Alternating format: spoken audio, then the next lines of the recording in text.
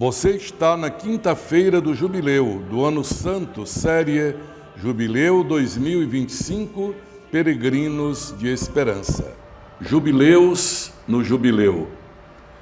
Assim eu posso me expressar, caros amigos, irmãos e irmãs, que fielmente continuam a nos acompanhar nesses episódios.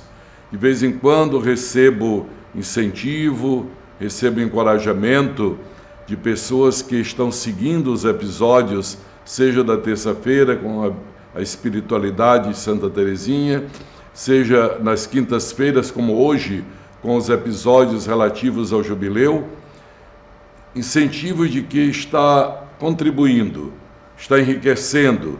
Isso me alegra de poder contribuir para o enriquecimento dos seus conhecimentos e também do aprofundamento da sua fé a partir do testemunho de Santa Teresinha, a partir do acontecimento do Jubileu.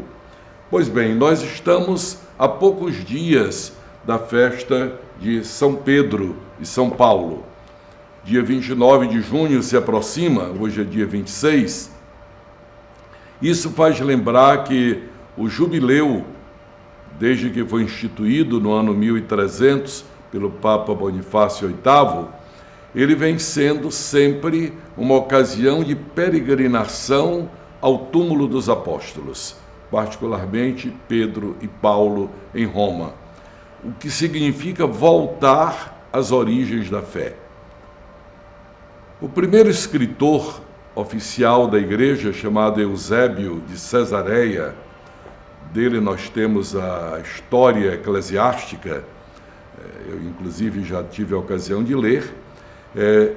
Ele dizia para pessoas que não acreditavam na sucessão apostólica, seja em Roma, seja em Jerusalém, Antioquia, etc., ele dizia: venham a Roma e eu vou lhe mostrar o troféu dos apóstolos. E se referia, na colina vaticana, à pequena sepultura, um pequeno monumento sobre o túmulo de Pedro, e fora dos muros o relativo a Paulo. Ele chamava isso os troféus, quer dizer, são os monumentozinhos que eram simples, pequenos, sobre o túmulo dos apóstolos, que os cristãos visitavam continuamente, honrando a memória daqueles que com sua pregação e o seu sangue fundaram a Igreja de Roma, como também para revigorar a sua fé e não se perder esta corrente que nos liga a Jesus através dos apóstolos. Pois bem, o Jubileu convoca, de fato, todas as categorias para realizarem a sua peregrinação. Não é possível em Roma para todos, naturalmente, isso é para alguns, embora que eu tenha visto em Roma, no mês de abril, o número imenso de jovens que estavam lá, adolescentes sobretudo. Para o Jubileu dos adolescentes, naquele 27 de abril, quando seria a canonização do Beato Carlo Acutis, que não pôde acontecer por causa do falecimento do Papa Francisco. Então eram milhares de jovens vindo de muitos e muitos países, acompanhados de seus professores, pais, religiosos, padres, que vinham trazendo para que eles realizassem a sua peregrinação jubilar. Mas que não pode, então, está convidado a fazer na sua própria diocese, onde o bispo diocesano indica os lugares, fazer essa peregrinação e lucrar a indulgência do Ano Santo. Eu estava em Roma quando apareceu naquela janela, na sacada da Basílica de São Pedro, o Papa Leão. Todo mundo sabia que tinha sido eleito novo Papa por causa da fumacinha branca. Mas aí é o tempo que tem que o Papa receber o cumprimento dos cardeais, dar o seu sim e rezar antes de aparecer diante do povo, escolher o nome que vai adotar, porque é uma surpresa, ele não sabe se vai eleito. E há um fato, que é por isso que estou narrando isto, Antes dele aparecer aqui naquela janelinha, todo mundo na ansiedade, quem vai ser, etc., ele foi primeiro ao túmulo do apóstolo Pedro. E o túmulo de São Pedro, irmãos, está diretamente abaixo, 5 metros abaixo, mais ou menos, entre 3,5 metros a 5 metros, abaixo do altar onde o Papa celebra nas grandes ocasiões, chamado altar da confissão. Você pode ver nas fotos da Basílica, tem um baldaquino que foi feito já no século XVI, e sobre o altar, assinalando que ali está aquele que disse: Tu és o Cristo, o Filho do Deus vivo. Por isso é chamado altar da confissão, porque Pedro confessou a divindade de Jesus e com isso recebeu dele a missão de ser aquele que iria confirmar na fé os irmãos. Pedro, tu me amas? E depois da terceira pergunta, Jesus diz a ele então apacenta os meus cordeiros. Naquela hora, quando apareceu o Papa Leão, ele já tinha ido ao túmulo de Pedro para dizer: eu sou o sucessor deste príncipe dos apóstolos, esse humilde pescador da Galileia, a quem Jesus confiou o governo de toda a sua igreja. Pedro, tu és pedra, e sobre esta pedra eu construirei a minha igreja, e as portas do inferno não prevalecerão contra ela. Eu te darei as chaves do reino dos céus. Por isso que São Pedro é apresentado com as chaves. Pois bem, o Papa Leão XIV, com ele são 267 papas.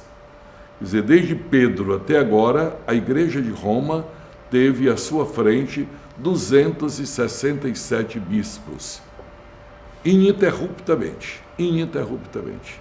Nós temos isso garantido por escrito, testemunhado em muitos documentos, de modo que o Papa é, antes de tudo, bispo de Roma. E por ser o bispo de Roma, ele se torna, como sucessor de Pedro, o pastor de toda a Igreja Universal. De modo que ali, então, todas as igrejas locais estão unidas à Igreja de Roma, onde está o sucessor de Pedro, né? Porque ele confirma na fé os seus irmãos e apacenta, então, as suas ovelhas. Nós ficamos sabendo no passado dia 18 de maio, quando o Papa assumiu oficialmente o seu ministério petrino, como é chamado, quer dizer, o ministério do sucessor de Pedro, e foram dadas 2 insígnias, porque ele já era bispo. Antes era bispo no Peru, foi chamado pelo Papa Francisco para exercer a tarefa de ser o prefeito do dicastério dos bispos em Roma, cargo que ele exerceu durante 2 anos até ser eleito bispo de Roma. Então ele não ia ser mais ordenado bispo, ele já era bispo. O que ele recebe? Ele recebe o anel do pescador.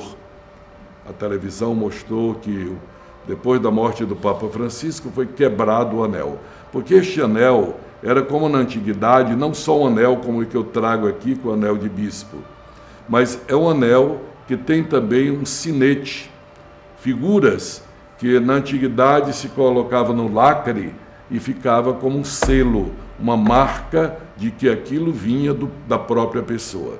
Ainda hoje esse costume permanece, embora não se faça mais uso desse sistema, porque temos os carimbos modernos. Pois bem, foi feito o anel do pescador, e o Papa Leão desejou que no seu anel do pescador tivesse a figura de São Pedro, com as chaves e a rede.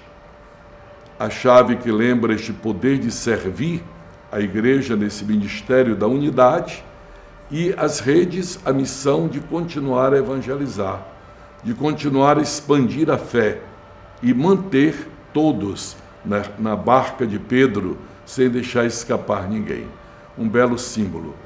O mundo se emocionou quando o cardeal colocou nas mãos dele o anel. Ele olhou como quem diz assim: agora eu sou o sucessor de Pedro, Essa missão agora compete a mim, este frágil homem? Sim. Pedro também era um homem frágil, mas é a graça de Deus que torna forte. É por isso que a igreja inteira ora diariamente pelo Papa. E muitos oferecem seus sacrifícios e até sua própria vida. O beato Carlo Acutis, por exemplo, quando estava para morrer, ele ofereceu a sua vida pelo Santo Padre, né? Nesses dias em Roma, nós vamos ter no dia 24 o jubileu dos seminaristas, no dia 25 de junho o jubileu dos bispos e no dia 26 e 27 o jubileu dos sacerdotes, que passando pela Porta Santa vão então procurar lucrar a indulgência que é reservada no Ano Santo para quem faz essa peregrinação e passa naquela porta. Revisitando a história dos jubileus, nós chegamos ao 23º jubileu, 1875. Era o Papa Pio IX. Por causa da questão da perda dos estados pontifícios, em 1870, a situação estava muito tensa, então não houve portas santas. As basílicas, as 4 basílicas patriarcais não tiveram porta santa como uma reação a essa situação delicada. E houve uma pequena quantidade de peregrinos. O ano, em relação aos outros, foi uma quantidade pequena. O Ano Santo foi mesmo só para constar, mas sem aquela afluência que costuma ter. Voltaremos na próxima quinta-feira com o nosso 24º episódio, continuando a ler a bula do Papa Francisco, A Esperança Não Decepciona. E agora rezemos juntos a oração do jubileu. A graça do jubileu reavive em nós, peregrinos de esperança, o desejo dos bens celestes e derrame sobre o mundo inteiro a alegria e a paz do nosso Redentor.